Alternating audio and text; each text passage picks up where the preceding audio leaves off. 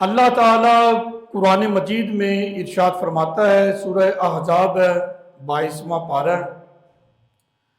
اور اس کی آیت نمبر جو ہے وہ ہے 36۔ وَمَا كَانَ لِمُؤْمِنٍ وَلَا مُؤْمِنَةٍ إِذَا قَضَى اللَّهُ وَرَسُولُهُ أَمْرًا، کسی مومن مرد اور کسی مومنہ عورت کے لیے یہ درست نہیں ہے اذا قضى اللہ ورسولہ امرا، جب اللہ اور اس کا رسول کسی معاملے میں فیصلہ فرما دیں۔ کسی مومن مرد اور عورت کے لیے اللہ اور اس کے رسول کا فیصلہ فرما دینے کے بعد اب ان کے لیے یہ نہیں ہے کہ وہ اس فیصلے کو نہ مانیں، بلکہ کیا ہے ان یکون لہم الخیارۃ من امرہم، اللہ اور اس کے رسول کا جب فیصلہ آ جائے، وہ مومن مرد ہے یا عورت ہے، وہ اپنے دل میں کوئی بھی رکاوٹ نہ پائے۔ وَمَن يَعْصِ اللَّهَ وَرَسُولَهُ فَقَدْ ضَلَّ ضَلَالًا مُبِينًا، اور جو اللہ اور اس کے رسول کی نافرمانی کرتے ہیں وہ کھلی گمراہی کے اندر ہیں۔ یہ آیت مبارکہ حضرت زینب بنت جہش، ان کے بھائی، ان کی والدہ جو ہے، ان کے لیے یہ آیت مبارکہ نازل ہوئی تھی۔ نبی پاک علیہ الصلوۃ والسلام کے ایک غلام تھے، سرکار نے ان کو آزاد کر دیا، حضرت زید بن حارثہ۔ یہ بڑی تفصیل ہے۔ پھر سرکار علیہ الصلوۃ والسلام نے اس کو اپنا منہ بولا بیٹا بنا لیا تھا۔ تو حضور علیہ الصلوۃ والسلام نے زید بن حارثہ کے لیے پیغام نکاح بھیجا حضرت زینب بنت جہش کی طرف۔ حضرت زینب بنت جہش اور ان کے بھائی نے یہ اپنا جو ہے اس نکاح کو قبول نہیں کیا۔ اس وقت اللہ تعالیٰ نے یہ آیت نازل کر دی کہ کسی مومن اور نہ ہی کسی مومنہ کے لیے یہ جائز ہے کہ جب اللہ اور اس کا رسول کسی معاملے میں فیصلہ کر دیں اور پھر ان کے دل میں کسی قسم کی کوئی رکاوٹ نہیں ہونی چاہیے، ان کو ماننا چاہیے، اور جو اللہ اور اس کے رسول کی نافرمانی کریں وہ تو کھلی گمراہی میں ہیں۔ جب یہ آیت نازل ہوئی تو حضرت زینب بنت جہش انہوں نے رضامندی کا اظہار کیا۔ یہ حضرت زید بن حارثہ کا پھر ان کے ساتھ نکاح ہوا۔ یہ ابتدائی اسلام کے اندر جائز تھا کہ منہ بولا کسی کو بیٹا بنا لیا جائے تو وہ بیٹا ہی ہوتا ہے اور اس کو اپنا نام دیا جا سکتا ہے۔ یہ ابتدائی اسلام میں تھا کہ زید بن حارثہ کو زید بن محمد پھر کہا جانے لگا، لیکن پھر اللہ تعالیٰ نے اس چیز سے منع کیا کہ جو منہ بولے بیٹے ہوتے ہیں ان کو ان کے اصل باپوں کے نام سے ہی پکارو۔ تو مسئلے کی وضاحت ہو گئی۔ اگر ہم کسی کا بچہ لے کر پالتے ہیں، اس حد تک تو جائز ہے کہ آپ بچہ لیں، اس کو پالیں، اس کی پرورش کریں، اس کی تربیت کریں، لیکن یہ بالکل بھی جائز نہیں ہے کہ ہم ولدیت اپنی دے دیں۔ والد اس کا وہی ہے جس کے نطفے سے یہ پیدا ہوا ہے، اس کے حقیقی باپ کی طرف ہی اس کو منسوب کیا جائے گا۔ اس کی جگہ اپنا نام لکھوانا کہ یہ میرا بیٹا ہے، یہ حرام ہے، نصوص قطعیہ سے ثابت ہے، اللہ تعالیٰ نے منع کر دیا ہے۔ اب جو کوئی اس طرح کرتا ہے تو یہ حرام فعل ہے، اس کو اللہ اور اس کے رسول سے ڈرنا چاہیے۔ نمبر 2، جو بچہ آپ لے کر پال رہے ہیں، جو اس کی ماں بنی ہوئی ہے، اگر وہ اس کو اپنا دودھ پلا دے پھر تو وہ ردائی ماں اس کی بن جائے گی۔ اگر ایسا مسئلہ نہیں ہے تو جب یہ بچہ جوان ہو جائے گا تو ماں کو بھی اس سے پردہ کرنا پڑے گا۔ دیکھو نا، جس کو بیٹا بنا کے پالا ہے، اب دین اور شریعت کیا ہے کہ جب یہ جوان ہوگا تو پھر ماں سے بھی اس کا پردہ ہوگا، یہ الگ رہے گا، اور جو اس کی حقیقی بیٹیاں ہوں گی وہ اس کے لیے غیر محرم ہیں، اس کی بہنیں نہیں ہیں، ان سے بھی پردہ ہے۔ یہ سارے معاملات اگر بندہ کر سکتا ہے تو پھر شوق سے بچہ لے کر پال لیں۔ اگر یہ سب کچھ نہیں ہو سکتا تو پھر ان چیزوں کو دیکھیں، لیکن اس کو اس کے اصل باپ کی طرف ہی منسوب کرنا ہے۔ اب آ جائیں آیت مبارکہ کی طرف۔ نبی پاک علیہ الصلوۃ والسلام کا اختیار دیکھو۔ حضرت زینب بنت جہش سے کہا کہ تم ان سے نکاح کرو، انہوں نے انکار کیا تو اللہ تعالیٰ نے قرآن ہی نازل کر دیا۔ کسی مومن مرد اور عورت کو یہ اختیار رہتا ہی نہیں کہ جب اللہ اور اس کا رسول کسی معاملے کے اندر فیصلہ کر دیں اور وہ دل کے اندر کسی قسم کی کوئی رکاوٹ بھی نہ پائیں اس معاملے میں، ان کو اس معاملے کو ماننا ضروری ہے۔ اس کا مطلب یہ ہے کہ عورت کو اپنے نفس پر بھی اختیار نہیں ہے۔ اگر اللہ کے رسول صلی اللہ علیہ وسلم ان کے بارے میں کوئی فیصلہ کر دیں اس کو وہ بھی ماننا پڑے گا۔ اللہ اکبر، کتنا اختیار اللہ تعالیٰ نے اپنے محبوب علیہ السلام کو عطا فرمایا ہے۔ اب یہاں پر یہ بات بھی بڑی قابل غور ہے۔ اللہ تعالیٰ قرآن پاک میں ارشاد فرماتا ہے فَانْكِحُوا مَا طَابَ لَكُم مِّنَ النِّسَاءِ مَثْنَىٰ وَثُلَاثَ وَرُبَاعَ، تم اپنے نکاح میں لاؤ وہ عورتیں جو تمہیں پسند آ جائیں، ایک ایک، دو دو، تین تین، چار چار۔ ہم ایک کہتے ہیں، وہ ایک ایک کہتے ہیں عربی کے اندر، دو دو، تین تین، چار چار، یعنی مرد بیک وقت چار عورتوں کو اپنے نکاح میں رکھ سکتا ہے۔ اس کی اجازت اللہ کے قرآن نے مرد کو دی ہے۔ اب یہ ہے قرآنی فیصلہ، قرآنی قوانین جو اللہ تعالیٰ نے اپنی لا ریب لا شکہ کتاب کے اندر ذکر کر دیا۔ سیدۃ النساء سیدہ فاطمہ الزہرا رضی اللہ تعالی عنہا کا جب نکاح نبی کریم علیہ السلام کی جو صاحبزادی ہے، ان کا نکاح جب مولا علی المرتضی رضی اللہ تعالی عنہ سے ہوا، ابو جہل کی بیٹی مسلمان ہو کر جب آئی، مولا علی المرتضی رضی اللہ تعالیٰ عنہ کے نکاح میں سیدہ فاطمہ الزہرا رضی اللہ تعالیٰ عنہ ہے، تو ان کا یہ ایک ذہن بن گیا، مولا علی پاک رضی اللہ تعالیٰ عنہ کا یہ ذہن بنا کہ میں یہ ابو جہل کی بیٹی جو مسلمان ہو کر آئی ہے اس سے نکاح کر لوں، کیونکہ قرآنی قوانین ہے کہ ایک مرد چار عورتوں کو اپنے نکاح میں رکھ سکتا ہے۔ تو ابھی تو مولا علی المرتضی رضی اللہ تعالیٰ عنہ نے دوسرے نکاح کا ہی ارادہ کیا تھا نا، سیدہ فاطمہ الزہرا رضی اللہ تعالیٰ عنہا کی موجودگی میں۔ اللہ اکبر، اللہ اکبر۔ نبی کریم علیہ السلام کو جب اس بات کا علم ہوا، حضور علیہ السلام مسجد میں تشریف لائے، مسجد نبوی شریف کے منبر پر تشریف فرما ہوئے۔ آپ علیہ السلام نے فرمایا کہ علی بن ابی طالب میری بیٹی کے ہوتے ہوئے دوسرے نکاح کا ارادہ رکھتا ہے، میں اجازت نہیں دیتا، میں اجازت نہیں دیتا، میں اجازت نہیں دیتا۔ اب سرکار علیہ السلام کا اختیار دیکھو، قرآن میں یہ ہے کہ ایک مرد بیک وقت چار عورتوں کو اپنے نکاح میں رکھ سکتا ہے، اور مولا علی پاک نے ابھی دوسرے نکاح کی خواہش کی ہے، لیکن کریم آقا علیہ السلام نے فرمایا علی کو اجازت نہیں ہے۔ اور مولا علی المرتضی رضی اللہ تعالیٰ عنہ نے کسی قسم کی کوئی اعتراض نہیں کیا، کوئی سوال نہیں کیا۔ مولا علی پاک ناطق قرآن ہے، بھی عرض کی ہو یا رسول اللہ صلی اللہ علیہ وسلم یہ کیا بات ہوئی جب اللہ اجازت دے رہا ہے قرآن میں کہ مرد چار عورتیں اپنے نکاح میں رکھ سکتا ہے، میں نے تو ابھی دوسری کا ہی ارادہ کیا ہے، کیوں منع کیا جا رہا ہے؟ نہیں اعتراض کیا۔ کیوں؟ اس لیے کہ مولا علی المرتضی رضی اللہ تعالیٰ عنہ جانتے تھے، مولا علی پاک رضی اللہ تعالیٰ عنہ کا یہ عقیدہ اور نظریہ تھا، اگرچہ اللہ نے اجازت دی ہے قرآن میں، سرکار علیہ السلام جس کو منع کر دے پھر اس کے لیے منع ہی ہو جاتا ہے۔ اللہ تعالیٰ نے اپنے محبوب کو اتنے اختیارات بھی عطا فرما رکھے ہیں۔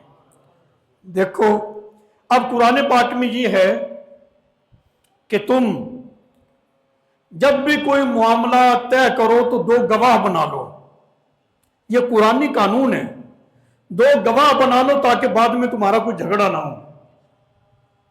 ان دو گواہوں کی گواہی معتبر ہوگی۔ لیکن جب میرے آقا علیہ السلام نے اونٹ خریدا، کہا اس کو بعد میں لے جائیں گے، جب اونٹ کو طلب کیا گیا تو وہ تو انکاری ہو گیا، اس کو اس کی زیادہ پیمنٹ مل رہی تھی، کہنا جی میں نے تو آپ کو فروخت کیا ہی نہیں، اگر آپ کو فروخت کیا ہے تو آپ کوئی گواہ پیش کر دیں۔ اس وقت حضرت خزیمہ رضی اللہ تعالی عنہ حضرت خزیمہ نے نبی پاک علیہ الصلوۃ والسلام کے حوالے سے گواہی دی. عرض کی یا رسول اللہ صلی اللہ علیہ وسلم میں گواہی دیتا ہوں کہ یہ اونٹ آپ نے خریدا ہے. میرے آقا علیہ الصلوۃ والسلام کو وہ اونٹ تو مل گیا چونکہ اس کا مطالبہ پورا ہو گیا، لیکن بعد میں اپنے غلام سے پوچھا حضرت خزیمہ سے بھی بات یہ ہے جب یہ معاملہ طے ہوا تھا اس کے اور میرے علاوہ کوئی تیسرا تھا نہیں، تو نے کیسے گواہی دے دی؟ عرض کی یا رسول اللہ صلی اللہ علیہ وسلم ہم نے جنت دوزخ کو کہاں دیکھا ہے؟ آسمانوں کی خبریں آپ دیتے ہیں، ہم نے کہاں دیکھا ہے؟ آپ نے رب کا بتایا، ہم نے مان لیا کہ وہ وحدہ لا شریک ہے، ہم نے دیکھا کہاں ہے؟ جب آسمانی خبروں کی تصدیق آپ کے کہنے پہ میں کرتا ہوں، یہ تو بات ہی کچھ نہیں تھی، اس لیے اس کی بھی تصدیق میں نے کر دی. میرے آقا علیہ الصلوۃ والسلام نے فرمایا آج کے بعد خزیمہ جس کسی کے لیے بھی گواہی دے گا، اس اکیلے کی گواہی جو ہے وہ 2 مردوں کے برابر ہوگی. اب قرآنی قوانین کیا تھے؟ کوئی معاملہ طے کرو تو 2 گواہ بنا لو. اللہ قرآن میں یہ اصول اور یہ قانون ذکر کر رہا ہے، لیکن اختیارات مصطفیٰ صلی اللہ علیہ وسلم دیکھو. سرکار علیہ الصلوۃ والسلام کی شان رسالت کو سمجھو کہ میرے آقا علیہ الصلوۃ والسلام نے ایک ہی کی گواہی 2 مردوں کے برابر کر دی ہے. اللہ اکبر. یہ ہے سرکار علیہ الصلوۃ والسلام کی شان. بخاری مسلم کی متفق علیہ، بخاری شریف کے اندر بھی ہے اور مسلم شریف کے اندر بھی حدیث ہے. نبی کریم علیہ الصلوۃ والسلام نے فرمایا کہ میں جامع باتوں کے ساتھ بھیجا گیا ہوں، اور حضور علیہ الصلوۃ والسلام فرماتے ہیں کہ ہیبت کے ساتھ میری مدد کی گئی ہے. یہ بخاری میں بھی ہے، مسلم میں بھی ہے. میرے آقا علیہ الصلوۃ والسلام نے فرمایا کہ میں آرام کر رہا تھا کہ میرے ہاتھ پر دنیا کے تمام خزانوں کی کنجیاں چابیاں رکھ دی گئی. اللہ اکبر. دنیا کے تمام خزانوں کی کنجیاں. اس کا مطلب یہ ہے کہ اللہ تعالیٰ نے دنیا کے تمام معاملات کا مالک اور مختار رب نے اپنے محبوب علیہ السلام کو بنا دیا ہے. ایک بات ذہن میں رکھنا، حقیقی مالک و مختار ہر شے کا ازلی ابدی طور پر وہ رب ہے. حقیقی مالک بھی ہر شے کا اللہ ہے، مختار بھی ہر شے کا اللہ ہے. حقیقی طور پر اللہ تعالیٰ کی عطا کے ساتھ رب تعالیٰ کے عطا کردہ جو ہے وہ اللہ تعالیٰ جس کو عطا کر دے، جس پہ کرم نوازی فرما دے، پھر اللہ کی عطا کے ساتھ وہ خود بھی مالک ہوتا ہے اور وہ مختار بھی ہوتا ہے. بہت ساری ایسی چیزیں ہیں، ہم اپنی ملک کا دعویٰ کرتے ہیں نا، یہ گھر میری ملک ہے، یہ گاڑی میرے نام ہے، یہ فلاں چیز بھی میری ہے. جب ہم اپنی ملک ثابت کریں تو کوئی کفر شرک نہیں ہے. وَلِلَّهِ مَا فِي السَّمَاوَاتِ وَمَا فِي الْأَرْضِ قرآن ہے. زمینوں آسمانوں میں جو کچھ بھی ہے وہ اللہ کا ہے، لیکن ہم کہتے ہیں کہ یہ گھر میرا ہے، یہ گاڑی میری ہے، یہ مکان، یہ دکان میری ہے، یہ میری ملک ہے. ایسے شرک نہیں ہوتا، کیونکہ اللہ کی عطا کردہ، یہ اللہ نے ہی کرم کیا ہے نا. ہم گھر کے مالک بن گئے، دکان کے مالک بن گئے، ہم مالک بن جائیں حرج نہیں ہے. جس کی خاطر رب نے سارے جہان بنائے ہیں، اگر وہ کسی شے کے مالک و مختار بنے تو پھر کوئی حرج ہو سکتا ہے؟ اللہ کی عطا سے حضور علیہ الصلوۃ والسلام مالک و مختار ہیں. اللہ نے اپنے محبوب علیہ الصلوۃ والسلام کو مالک بھی بنا دیا ہے اور ہر شے کا مختار بھی بنا دیا ہے. اللہ اکبر. حدیث مبارکہ ہے، حضرت ربیعہ رضی اللہ تعالیٰ عنہ، میں یہ متن حدیث آپ کے سامنے ذکر کر دوں. ان ربیعہ بن کعب قال كنت ابیت مع رسول اللہ صلی اللہ علیہ وسلم. حضرت ربیعہ بن کعب رضی اللہ تعالیٰ عنہ کہتے ہیں کہ میں نے رسول اللہ صلی اللہ علیہ وسلم کے ساتھ رات گزاری. کہتے ہیں کہ میں حضور علیہ الصلوۃ والسلام کے لیے وضو اور کچھ ضرورت کی چیزیں لے کر آیا سرکار کے لیے. فقال لی سل، نبی پاک علیہ الصلوۃ والسلام نے فرمایا سل، ربیعہ مانگو، کیا مانگتے ہو؟ حضرت ربیہ کہتے ہیں فَقُلْتُ أَسْأَلُكَ مُرَافَقَتَكَ فِي الْجَنَّةِ، کہتے ہیں میں نے حضور علیہ السلام کی بارگاہ میں عرض کی، یا رسول اللہ صلی اللہ علیہ وسلم، جیسے دنیا میں آپ کا خادم ہوں، خدمت کا موقع ملا ہے، جنت میں بھی میں ہی آپ کا خادم بن جاؤں۔ اللہ اکبر۔ اب سرکار کی عطا دیکھو، میرے آقا علیہ السلام نے فرمایا کالا او غیر ذالک، اس کے علاوہ بھی کچھ مانگنا ہے تو مانگ لو۔ سرکار کے اختیار دیکھو، جنت بھی عطا کر دی، اپنا ساتھ بھی عطا کر دیا، اور پوچھ رہے ہیں کالا او غیر ذالک، کچھ اور؟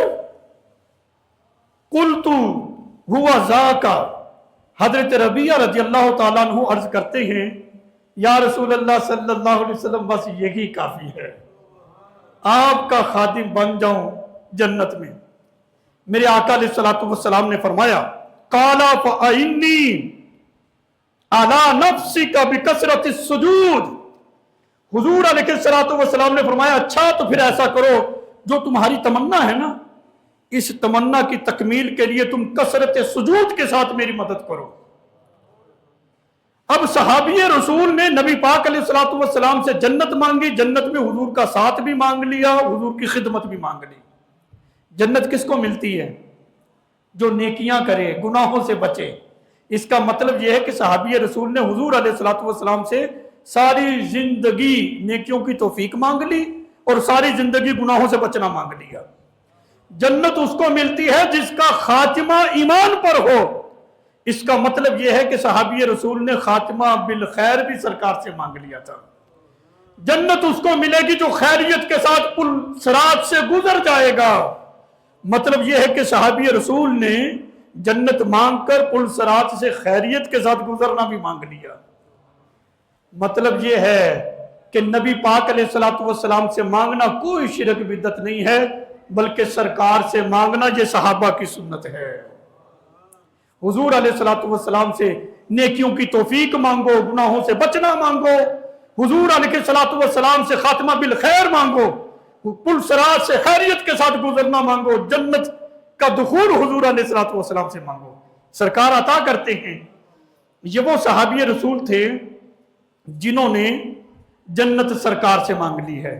اب مجھے یہ بتائیں اصحاب رسول سے بڑھ کر اللہ کے دین کو جاننے والا کون ہے؟ یہ تو صحابہ کے نظریات پیش کر رہا ہوں کہ صحابی نے حضور سے جنت مانگی اور میرے آقا نے عطا کر دی۔ سب سے قیمتی شے جنت ہے۔ اللہ اکبر، وہ میرے آقا علیہ السلام نے عطا کر دی ہے۔ دنیا تو جنت کے مقابلے میں کچھ بھی نہیں ہے۔ اگر دنیا ہم مانگے حضور علیہ السلام سے تو یہ شریعت کے خلاف کیسے عمل ہو سکتا ہے؟ آگے حدیث پاک میں آپ کے سامنے مشکات شریف سے صفحہ نمبر 154 میں ہے۔ نبی کریم علیہ السلام نے حضرت فضیلہ رضی اللہ تعالی عنہ کو 5 نمازوں کی تاکید فرمائی، 5 نمازیں پڑھنی ہیں۔ کتنے لاڈلے صحابی تھے، ابھی نئے نئے مسلمان ہوئے، ان کا لاڈ دیکھو سرکار کے ساتھ۔ فرمایا 5 نمازیں پڑھنی ہیں۔ عرض کی یا رسول اللہ صلی اللہ علیہ وسلم میرے تو بچے بہت زیادہ ہیں، کام کاج بہت ہوتا ہے، میں تو بہت مصروف رہتا ہوں، تھوڑی رعایت کر دے، کچھ کم کر دے۔ اللہ اکبر۔ میرے آقا علیہ السلام نے فرمایا اچھا جا، تو فجر کی نماز پڑھ لیا کر، عصر کی پڑھ لیا کر، باقی 3 تجھے معاف ہے۔ یہ حدیث پاک نہ ہو میں ذمہ دار ہوں۔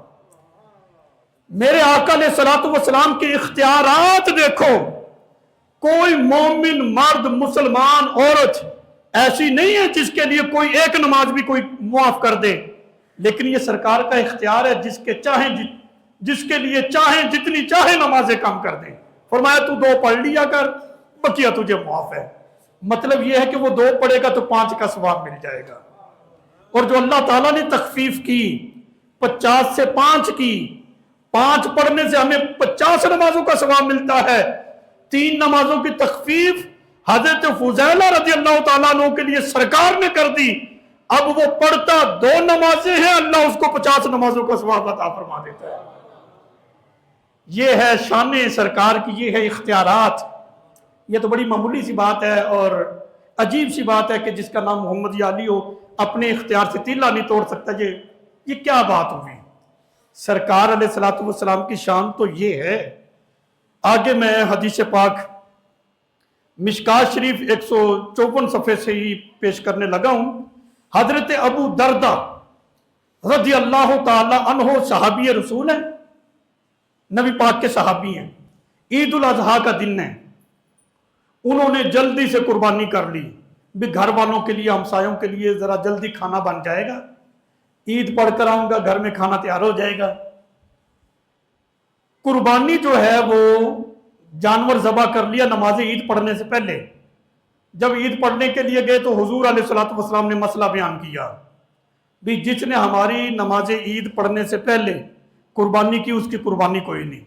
हजरत अबू दरदा रज़ी अल्लाह ताला अन्हु खड़े हो गए, या रसूलल्लाह सल्लल्लाहु अलैहि वसल्लम ये काम तो मैंने कर लिया, मैंने तो ये गुमान किया था खाने पीने का दिन है, चलो जल्दी तैयार हो जाएगा, मैं तो कुर्बानी करके आ गया हूं। सरकार ने फरमाया कुर्बानी नहीं हुई, दोबारा करो। अर्ज के हुजूर मेरे घर में एक बकरी का बच्चा है, अब छोटा जो जानवर है ना उसके लिए उम्र है 1 साल, बकरा 1 साल का हो, इससे कम एक दिन भी है तो उसकी कुर्बानी नहीं लगेगी। अगर बड़ा जानवर है, भैंस गाय वगैरह है, उसके लिए 2 साल शर्त है, ऊंट है तो उसके लिए 5 साल शर्त है। अगर कोई मींडा छतरा भेड़ है और वो दूर से साल भर का मालूम होता है तो वो कम से कम 6 माह का हो। अब उसके पास है बकरी का बच्चा, उम्र भी साल पूरी नहीं है, छोटा है। कहा जी वो है वो कर लूं। मेरे आका अलैहिस्सलातु वस्सलाम ने फरमाया जा तुझे इजाजत है, तेरे अलावा किसी और को इजाजत नहीं है। ये सरकार का इख्तियार है कि नहीं?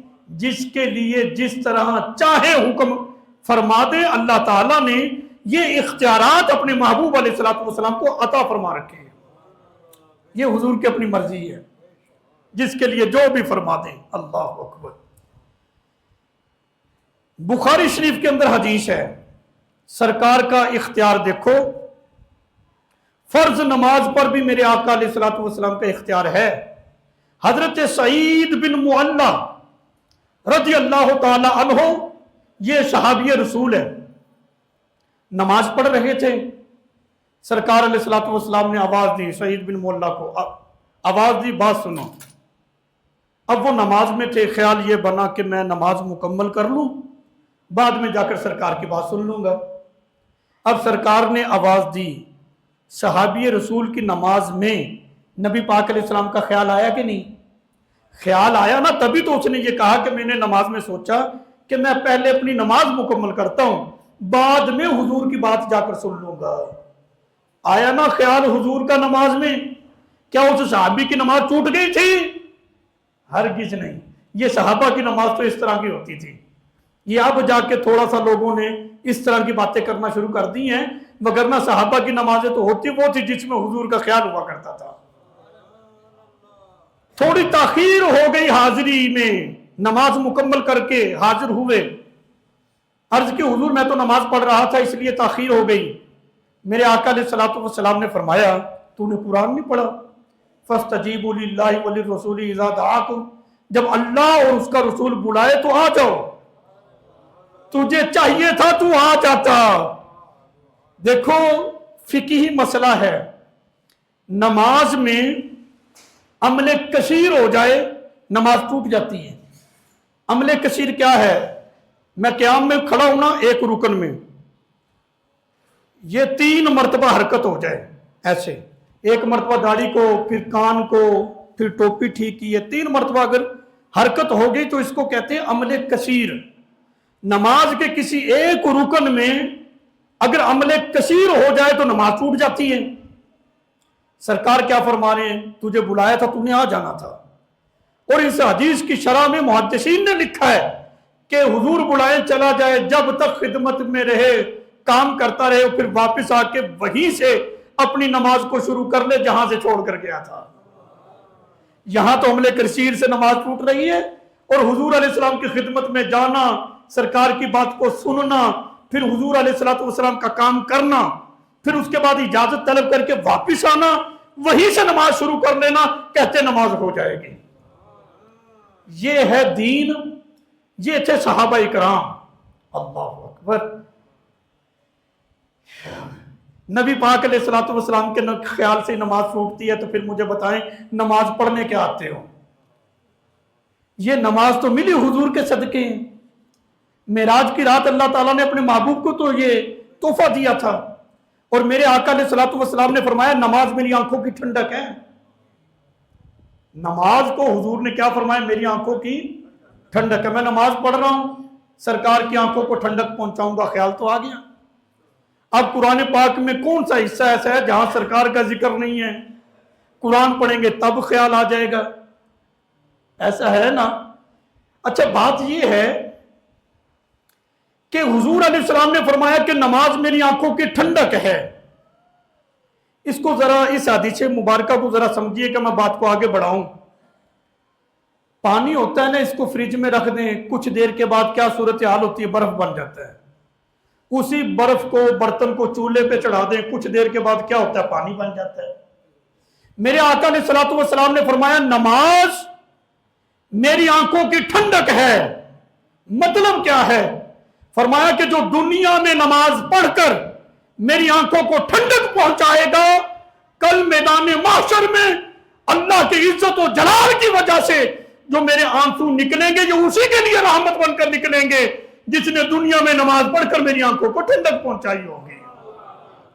अगर हम ये चाहते हैं कि रसूलुल्लाह सल्लल्लाहु अलैहि वसल्लम के शफाअत वाले, रहमत वाले आंसू हमारे लिए निकलें, तो फिर आज नमाज की पाबंदी करके रसूलुल्लाह सल्लल्लाहु अलैहि वसल्लम की आंखों को ठंडक पहुंचाओ। हदीस मुबारका है, यह हदीस मुबारका बुखारी शरीफ के अंदर है। मसला समात कर लें, जो रेशम है ना, रेशम का जो लिबास है ये मर्द के लिए हराम है, मर्द नहीं पहन सकता। लेकिन नबी पाक अलैहिस्सलातु वस्सलाम का इख्तियार देखो, ये बुखारी शरीफ के अंदर हदीस है। हजरत अनस रजी अल्लाह ताला अन्हो इस हदीस के रावी हैं। हजरत अनस रजी अल्लाह ताला अन्हो फरमाते हैं कि रसूलुल्लाह सल्लल्लाहु अलैहि वसल्लम ने रेशम का जो लिबास है, सरकार के दो साहबी थे, हजरत जुबैर और हजरत अब्दुर्रहमान, उनको इजाजत दी थी कि तुम रेशम का लिबास पहन लो।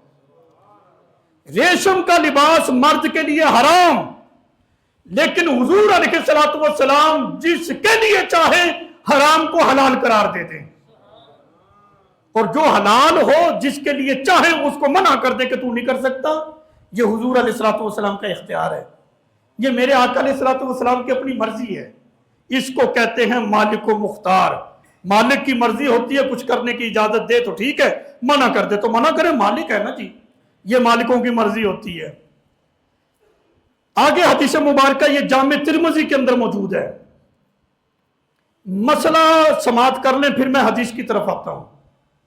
मसला ये है, हालत जुनाबत में मर्द अगर जुनबी है, औरत हैज़ और निफास के अंदर है, तो वो मस्जिद में दाखिल नहीं हो सकती। शरीयत में इस चीज से मना कर दिया गया है। कोई भी मोमिन हालत जुनाबत में मस्जिद के अंदर दाखिल नहीं हो सकता। लेकिन मेरे आका अलैहिस्सलातु वस्सलाम का इख्तियार देखो, ये जामे तिरमिज़ी की हदीस है, जिल्द नंबर 2 है, सफ़ा नंबर 214 है। नबी करीम अलैहिस्सलातु वस्सलाम की हदीस मुबारक जिसके रावी हजरत अबू सईद रज़ी अल्लाह ताला अन्हु हैं, फरमाते हैं कि नबी पाक अलैहिस्सलातु वस्सलाम ने मौला अली बिन मुर्तज़ा रज़ी अल्लाह ताला अन्हु से फरमाया, अली तू यानी तुम्हारे और मेरे अलावा कोई भी हालत जुनाबत में मस्जिद में दाखिल नहीं हो सकता। यानी मेरे आका अलैहिस्सलातु वस्सलाम ने हालत जुनाबत में भी मौला अली बिन मुर्तज़ा रज़ी अल्लाह ताला अन्हु को यह इख्तियार दे रखा था, अली तू इस हालत में भी मस्जिद में आ सकता है। लोगों को परेशानी हो गई, कहते जी ये कैसे हो गया, मौला अली पाक काबे में पैदा हो गए, ये काबा है कोई सच्चा खाना तो नहीं। बच्चा जब पैदा होता है पता क्या हालत होती है, मैं कहा तुझे तो पता ही कोई नहीं यार, तू है ने नूर तेरा सब गनाना नूर का, तेरी नस्ल पाक में है बच्चा बच्चा नूर का।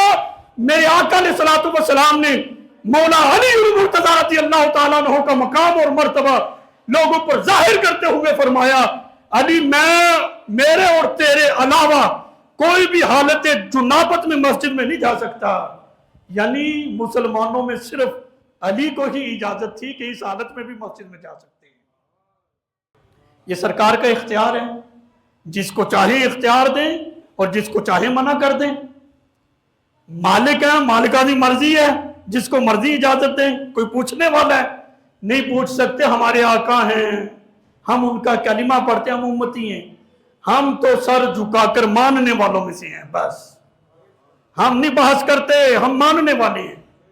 सरकार अलैहिस्सलातु वस्सलाम ने जिसका मकाम और मर्तबा बयान किया, हम तो उसको मानते हैं। हमारा मिजाज तो ये है, पत्थर की निस्बत भी हुजूर से हो गई है, हम तो उसको भी चूमते हैं। हज उम्रे के लिए जाते, कितनी ख्वाहिश होती है हजर अस्वद को बोसा दे दूं। अभी है तो पत्थर ना, क्यों बोसा देने को दिल चाहता है? कहते आम पत्थर नहीं, ये वो है जिसको रसूलुल्लाह ने चूमा है। मैंने कहा तू सरकार की निस्बत से पत्थर की ताजीम कर रहा है। सरकार की निस्बत से पत्थर की ताजीम शरीयत में शिरक नहीं है, तो हुजूर अलैहिस्सलातु वस्सलाम की निस्बत से बशर की ताजीम करना कैसे शिरक हो सकता है भाई? सर देखो ना, इंसान अशरफुल मखलूकात है ना, तो अहले बैत की कोई निस्बत नहीं सरकार से। अल्लाह अकबर। मौला अलीउल मुर्तजा की कोई निस्बत नहीं है हुजूर से, दामाद रसूल है। नबी पाक अलैहिस्सलातु वस्सलाम की लाडली साहबजादी सैयदा फातिमा ज़हरा रज़ियल्लाहु ताला अन्हा के शोहर हैं, हसनैन करीमैन के वालिद हैं, जो जन्नती नौजवानों के सरदार हैं। अल्लाह अकबर। और सैयदा का मौला अलीउल मुर्तजा से जो निकाह हुआ है, पता कैसे हुआ है? रब ताला ने महबूब से फरमाया कि अपनी बेटी का निकाह अली से कर दो। मतलब यह है कि अली अल्लाह की बारगाह में भी मकबूल।